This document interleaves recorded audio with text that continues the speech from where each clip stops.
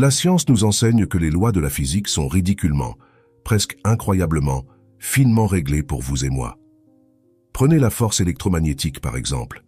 Sa valeur est parfaitement ajustée pour permettre aux étoiles de fusionner protons et neutrons, produisant du carbone, le bloc essentiel de la vie. Ensuite, il y a la force nucléaire forte, qui maintient les protons et les neutrons ensemble. Si elle était légèrement plus forte, l'univers ne contiendrait que de l'hydrogène. Si elle était plus faible, l'hydrogène n'existerait pas du tout. Dans les deux cas, la vie telle que nous la connaissons ne serait pas possible. Même l'énergie dans l'espace vide semble précisément réglée pour permettre à la vie intelligente de se développer. Mais ce n'est pas toute l'histoire. Au total, environ 12 paramètres ont été identifiés comme étant juste parfaits pour la vie. Réfléchissez-y. Si l'un de ces paramètres était légèrement différent, la vie, les étoiles et même l'univers lui-même auraient un aspect radicalement différent s'ils existaient du tout. Cet équilibre étonnant pourrait-il vraiment être attribué au hasard? Sommes-nous juste incroyablement chanceux de vivre dans un univers où tout s'est aligné parfaitement? Ou y a-t-il quelque chose de plus profond, peut-être même une intention derrière ce réglage fin? Cela pourrait-il suggérer que l'univers a été conçu avec la vie à l'esprit? Et si oui, pourquoi l'univers est-il si parfaitement réglé pour la vie? Cette précision incroyable est-elle un signe de conception intentionnelle ou est-ce simplement une coïncidence étonnante? Sommes-nous vraiment spéciaux ici sur Terre? Il est facile de croire que nous sommes au centre de tout. Après tout, l'humanité a passé des millénaires à penser que nous sommes uniques, le sommet de la vie dans un univers qui semble parfaitement conçu pour nous soutenir. Nous regardons autour de nous et voyons une planète grouillante de vie, orbitant une étoile stable dans une galaxie qui nous permet de prospérer. De l'inclinaison précise de l'axe de la Terre à l'équilibre parfait de l'oxygène dans notre atmosphère, il est difficile de ne pas sentir que le cosmos s'est arrangé en notre faveur. Mais sommes-nous vraiment si spéciaux? L'environnement favorable à la vie sur Terre est-il un accident cosmique ou y a-t-il quelque chose de plus intentionnel derrière cela? Les probabilités que tout s'aligne si parfaitement pour la vie dans ce petit coin de l'univers semblent presque trop belles pour être vraies. Est-il possible que l'univers ait été ajusté non seulement pour la vie en général, mais spécifiquement pour la vie sur Terre? Ces questions nous amènent à considérer si l'équilibre délicat que nous observons à travers le cosmos est le résultat de la pure chance, ou si nous faisons partie d'un dessein plus large et intentionnel.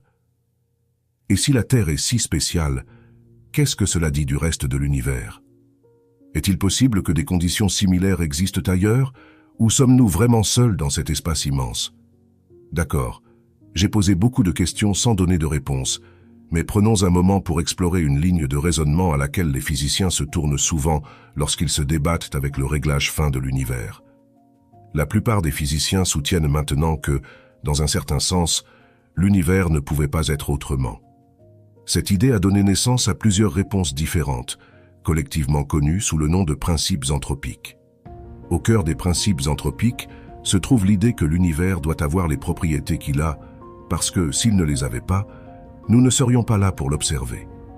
En d'autres termes, l'univers semble réglé finement pour la vie, parce que seul un univers qui permet la vie verrait des êtres intelligents exister pour poser ces questions en premier lieu. C'est un peu un raisonnement circulaire, mais c'est une façon d'expliquer pourquoi l'univers semble si parfaitement adapté à la vie. Laissez-moi décomposer ce que je viens de dire, au cas où vous seriez un peu confus. Le principe anthropique dit essentiellement que l'univers semble parfaitement configuré pour la vie, parce que, eh bien, s'il ne l'était pas, nous ne serions pas là pour le remarquer. C'est un peu comme regarder le monde à travers une paire de lunettes parfaitement adaptées à vos yeux. Bien sûr, le monde semble clair parce que vous portez les lunettes qui rendent possible de le voir ainsi. Voici une analogie simple pour vous aider à comprendre. Imaginez que vous êtes à une fête et qu'il y a un énorme gâteau d'anniversaire au milieu de la pièce. Le gâteau se trouve être exactement votre saveur préférée, avec toutes vos garnitures préférées. Il semble qu'il ait été fait spécialement pour vous. Mais peut-être que ce n'est pas que le gâteau ait été cuit juste pour vous. Peut-être que vous êtes à cette fête particulière parce que vous avez été invité à un endroit où votre gâteau préféré se trouvait être servi. De la même manière, les principes anthropiques suggèrent que l'univers n'est pas nécessairement conçu pour nous, mais que nous existons parce que nous vivons dans un univers qui a juste les bons ingrédients pour la vie. Cela ne signifie pas nécessairement que l'univers a été fait sur mesure pour nous, mais cela explique pourquoi il semble si parfaitement réglé pour la vie.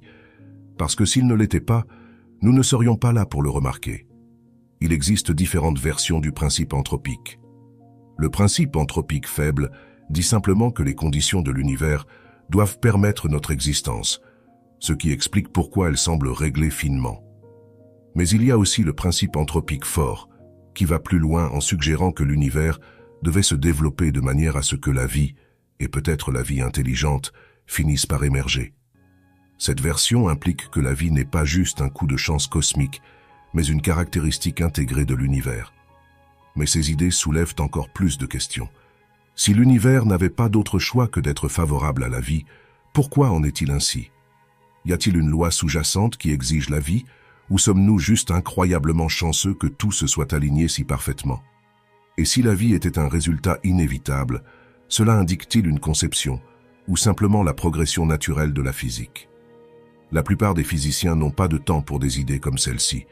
Dire que tout cela est pour nous, c'est juste complètement bizarre, pourrait-il argumenter. Après tout, l'univers est vaste, et nous n'occupons qu'une partie infime et insignifiante de celui-ci. Pensez que l'ensemble du cosmos, rempli de milliards de galaxies, chacune contenant des milliards d'étoiles, existe uniquement pour rendre la vie possible sur cette petite planète, semble à beaucoup incroyablement égocentrique. Il souligne que la majeure partie de l'univers est inhospitalière à la vie. La plupart de l'espace est soit glacial, soit brûlant, bombardé par des radiations et rempli de vide, où la vie telle que nous la connaissons périrait instantanément. Si l'univers était conçu pour nous, ils argumentent, il ne semble pas avoir fait un travail très efficace. Mais malgré tout, le fait demeure que la vie existe contre toute attente, et cela soulève des questions difficiles à ignorer. Peut-être alors que c'est l'inverse. Selon une autre formulation du principe anthropique, l'univers n'existe que parce que nous existons. Nous le faisons apparaître avec notre conscience. Dans cette perspective, ce n'est pas que l'univers est réglé finement pour permettre notre existence, mais plutôt que notre existence en tant qu'être conscient fait en quelque sorte émerger l'univers. Cette idée renverse tout. Au lieu que l'univers donne naissance à nous, à travers notre capacité à observer, penser et expérimenter, pourrions donner naissance à l'univers lui-même. C'est un changement radical de perspective avec lequel certains physiciens et philosophes ont joué. Si un arbre tombe dans la forêt et que personne n'est là pour l'entendre, fait-il du bruit? Dans ce cas, c'est plus comme si personne n'était là pour observer l'univers.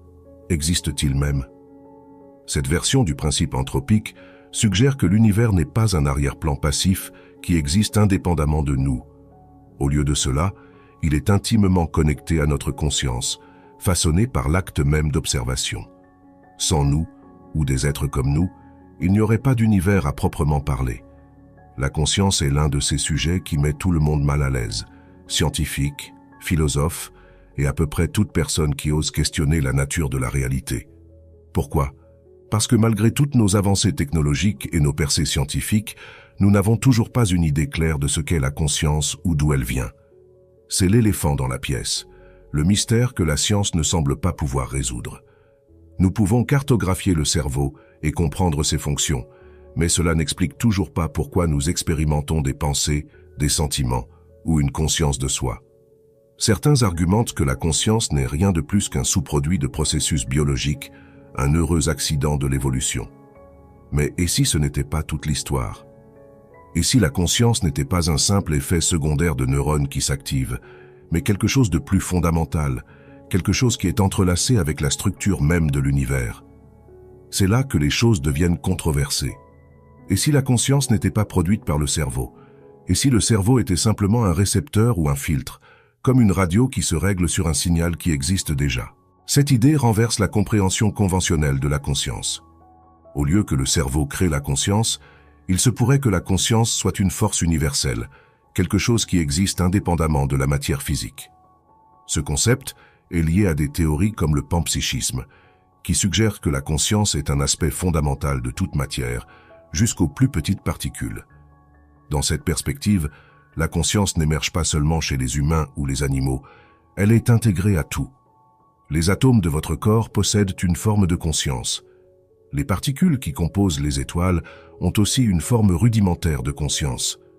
Si cela semble bizarre, considérez que la physique quantique nous a déjà montré que les particules se comportent différemment lorsqu'elles sont observées, comme si la réalité dépendait d'une forme d'interaction avec la conscience. Mais voici le vrai casse-tête. Et si notre conscience ne faisait pas que percevoir la réalité, mais la créait? Certaines interprétations de la mécanique quantique suggèrent que l'univers n'est pas entièrement déterminé jusqu'à ce qu'il soit observé, que les particules existent dans un état de probabilité, jusqu'à ce que la conscience les fasse s'effondrer en une réalité définie. Si cela est vrai, alors la conscience n'est pas passive. C'est une force active qui façonne le monde autour de nous. C'est là que les choses deviennent encore plus étranges. Si la réalité est façonnée par la conscience, nous devons nous demander à quoi ressemblait l'univers avant qu'il n'y ait des êtres conscients pour l'observer. Était-ce une mer de possibilités infinies, attendant d'être amenée à l'existence? Ou pourrait-il être que l'univers n'a vraiment commencé que lorsque la conscience est arrivée pour interagir avec lui? La mécanique quantique défie déjà notre compréhension de la réalité avec ses multivers, superpositions et paradoxes, comme le chat de Schrödinger, à la fois vivant et mort, jusqu'à ce que quelqu'un ouvre la boîte pour l'observer. Ces phénomènes étranges suggèrent que la réalité ne se comporte pas d'une manière qui correspond à nos expériences quotidiennes. Mais certains physiciens ont proposé que la réalité est encore plus étrange. L'univers ne devient réel que lorsque nous le regardons. John Archibald Wheeler, une figure majeure de la physique du XXe siècle, a poussé les découvertes étranges de la mécanique quantique encore plus loin, formulant le concept de l'univers participatif. Il a proposé que nos observations ne révèlent pas simplement la réalité, elles la créent. Pour Wheeler, faire une mesure quantique ne nous donne pas seulement des informations, cela altère le cours de l'univers en faisant s'effondrer la myriade de résultats possibles en un seul. Cette idée découle de la mécanique quantique et de la célèbre expérience de la double fente. Dans cette expérience, la lumière se comporte soit comme une particule, soit comme une onde, selon la manière dont nous l'observons. Si nous observons le chemin du photon, il se comporte comme une particule. Si nous ne le faisons pas, il se comporte comme une onde. La partie la plus déroutante est que les photons semblent savoir s'ils sont observés et ajustent leur comportement en conséquence. Mais Wheeler est allé plus loin en demandant « Et si le photon n'existait même pas en tant que particule ou onde jusqu'à ce que nous l'observions ?» En d'autres termes, l'observation active pourrait ne pas simplement révéler la réalité, mais la créer. Si Wheeler a raison, alors la réalité telle que nous la comprenons est dans un état de flux constant, ne devenant réelle que lorsque nous fixons ces poteaux de fer avec notre observation consciente. Avant ce moment d'observation, tout est un nuage nébuleux de probabilités. Les idées de Wheeler deviennent encore plus déroutantes lorsqu'elles sont appliquées à l'échelle cosmique. Il a proposé une version à l'échelle cosmique de l'expérience de la double fente, impliquant la lumière d'un quasar lointain, un objet astronomique brillant à des milliards d'années-lumière. La lumière de ce quasar peut voyager jusqu'à nous en se courbant autour d'une galaxie massive, se divisant en deux chemins en raison de la déformation de l'espace-temps causée par le champ gravitationnel de la galaxie. Cet effet est connu sous le nom de lentille gravitationnelle. La lumière de chaque chemin forme deux images du quasar de chaque côté de la galaxie. Maintenant, si nous pointons un télescope vers chaque chemin, nous voyons des photons voyageant le long d'une route ou de l'autre, se comportant comme des particules. Mais Wheeler a suggéré que si nous configurions notre observation de manière à ce que les photons des deux chemins frappent un détecteur simultanément, ils se comporteraient comme des ondes, arrivant comme une seule onde unifiée plutôt que comme des particules distinctes. Dans ce scénario, notre acte d'observation dans le présent déterminerait apparemment si la lumière se comporte comme une particule ou une onde, non seulement dans le moment présent, mais pour la lumière qui a quitté le quasar il y a 1 milliard d'années. Pour Wheeler, cette expérience signifiait quelque chose de profond. L'univers n'existe pas dans un sens objectif fixe, pas même dans le passé, jusqu'à ce que nous le mesurions. Ce que nous observons aujourd'hui a le pouvoir d'affecter des événements qui, par tous les comptes, devraient s'être produits bien avant que des observateurs conscients n'existent. En un sens, l'univers lui-même est participatif. Nos observations, pensées et décisions conscientes façonnent activement son passé, son présent et son futur. Si l'univers participatif de Wheeler contient une part de vérité, alors les implications sont stupéfiantes. Cela signifierait que l'univers, d'une manière profonde, a besoin d'observateurs conscients comme nous pour exister. Sans observation, la réalité reste un faisceau de probabilités, sans passé, présent ou futur fixe. Notre acte même d'observer l'univers ne révèle pas seulement son fonctionnement, mais le fait d'exister. Cela renverse entièrement notre compréhension de l'univers. Au lieu d'exister indépendamment de nous, l'univers pourrait dépendre d'être conscient pour se manifester de manière significative. Cette idée ne remet pas seulement en question notre conception du temps et de l'espace, elle suggère que la réalité elle-même est une sorte de co-création entre le cosmos et les esprits qui l'observent. Si cela est vrai, alors nous sommes plus que de simples habitants passifs de l'univers. Nous sommes des participants actifs dans la formation de son existence, de la flèche du temps à son destin ultime. Comme si l'univers participatif de Wheeler n'était pas déjà assez déroutant, une autre interprétation de la mécanique quantique offre une vision tout aussi folle de la réalité. L'hypothèse des mondes multiples de Hugh Everett. Alors que Wheeler suggérait que l'observation effondre les possibilités en une seule réalité, Everett a proposé que chaque résultat possible d'un événement quantique se produise réellement, mais dans des univers parallèles différents. Imaginez que chaque décision que vous prenez, chaque mesure quantique, divise l'univers en deux. Dans un univers, vous avez choisi d'aller à gauche, et dans un autre, vous êtes allé à droite. Les deux versions de vous existent, vivant ces possibilités séparées, mais dans des univers parallèles. Cela signifie que chaque résultat possible, aussi petit soit-il, se joue quelque part dans l'un des innombrables réalités alternatives. Ainsi, alors que l'univers de Wheeler repose sur l'observation pour fixer une version de la réalité, l'hypothèse des mondes multiples d'Everett postule que l'univers n'a jamais besoin de s'effondrer en un seul résultat. Au lieu de cela, chaque possibilité se déroule dans un multivers ramifié, chaque observateur expérimentant uniquement sa branche spécifique. Cela soulève également des questions sur le rôle de la conscience dans les deux interprétations. Dans l'hypothèse des mondes multiples, l'observation consciente pourrait-elle être la chose même qui sélectionne la branche de l'univers que nous expérimentons? Notre conscience ne participe-t-elle pas seulement à l'univers, mais choisit-elle activement la version de la réalité que nous habitons? L'univers participatif de Wheeler et l'hypothèse des mondes multiples d'Everett remettent en question l'idée que la réalité existe indépendamment de nous. Si Wheeler a raison, alors nos observations conscientes créent la structure de l'univers, passé, présent et futur. Si Everett a raison, alors chacun de nous habite un univers unique, façonné par le branchement infini des événements quantiques. Dans les deux cas, ces interprétations suggèrent que nous ne sommes pas de simples spectateurs passifs, mais des composants intégrés de l'équation cosmique.